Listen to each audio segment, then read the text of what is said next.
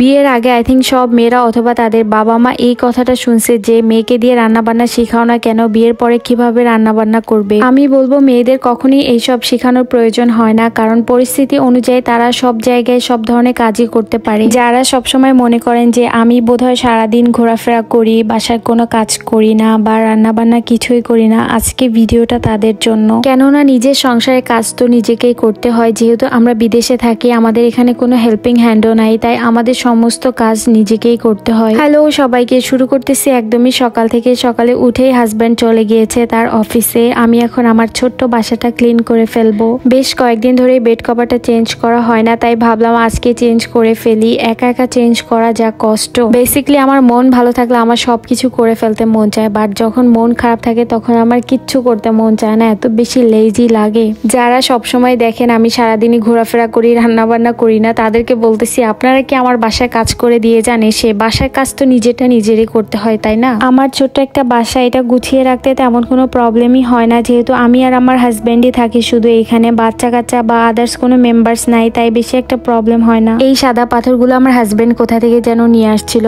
এত সুন্দর লাগে দেখতে, বাট কিছুদিন পরপরই ময়লা জমে যায় এটার উপরে। এই তো তোমরা দেখতে পাচ্ছ আমি পুরো রুমটা সুন্দর করে গুছিয়ে ফেলছি। আরেকটা মজার জিনিস দেখাই তোমাদের, দেখো আমার জামা কাপড় এত বেশি হয়েছে, আমি একটা বক্সের মধ্যে এইভাবে রেখে দিছি সবগুলা। আমার আলমারিতে আর কোনো জায়গায় নাই জামা কাপড় রাখার জন্য, তাই এইভাবে আমি রেখে দিছি। বাসায় কিউট কিউট কয়েকটা হারিকেন আছে, দেখো কি সুন্দর দেখতে। আবার ছোট্ট করে একটু দরজাও আছে, এটার মধ্যে ক্যান্ডেল রাখা যায় আর কি। তারপরে আমি কিচেনে চলে আসি। সকালে আমার জন্য আমি ফ্রোজেন পরোটা আর চা বানিয়ে নিচ্ছিলাম, এইটা দিয়ে ব্রেকফাস্ট করে ফেলছি। আজকে আমি খুবই স্পেশাল একটা জিনিস রান্না করেছি। স্পেশাল কেন বললাম, কারণ এটা হচ্ছে কোরবানির গোশত। এত বেশি মজা এটা, কোনো পৃথিবীর কোনো কিছু এটাকে বিট করতে পারবে না। রান্না বান্না করার জন্য আমি তেমন কোনো রুলসই ফলো করি না, কারণ আমরা বাসায় থাকেই মাত্র দুইজন, খারাপ হলেও বলার কেউ নাই, তাই আমার যখন যেটা মন চায় আমি ওইভাবে রান্না করি। মাংস রান্না করার জন্য যা যা দরকার সেটা দিয়ে দিছি আমি এখানে। এগুলো তো বলার কিছুই নাই, কারণ সবাই জানে আই থিঙ্ক। রান্না বান্না ভিডিও করতে কেন যেন আমার একটু ঝামেলা মনে হয়, তাই এই ধরনের ভিডিও কখনোই পোস্ট করা হয় না। আর তোমরা মনে করো যে আমি বাসায় মনে হয় রান্নাই করি না। যাই হোক, খাওয়া দাওয়া শেষে আমি ডিশেস গুলো সব ওয়াশ করে নিচ্ছিলাম, এন্ড দেন আমার হাজব্যান্ড আসার পরে আমরা চিন্তা করলাম যে একটু বাইরে যাব শপিং করতে।